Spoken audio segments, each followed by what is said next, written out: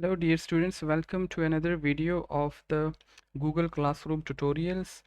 In this video, I will share how you can mark your attendance in online Google classes which are conducted through Google Meet.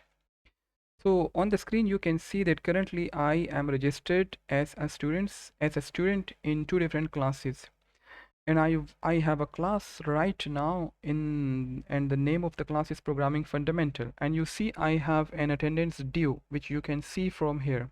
However, if you want, you can click actually here to mark your attendance. But suppose you are inside the course website like this.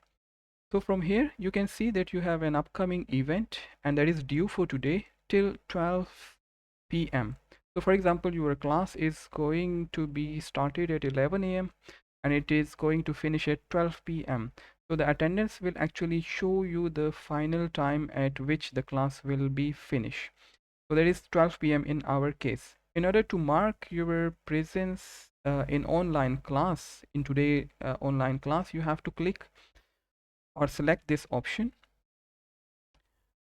Actually it show you the information that this is attendance related information and it is for the BS Software Engineering 2020 name of the course or name of the discipline, and also the section which is section A. This is information about the class. Today is Friday, so our class is on Friday, and this is date, that is 27/11/2020. What you need to do, this is the instruction, please mark your attendance here. What you need to do is to select this option. Hey, I am present or I am available for the online class. So select the present option.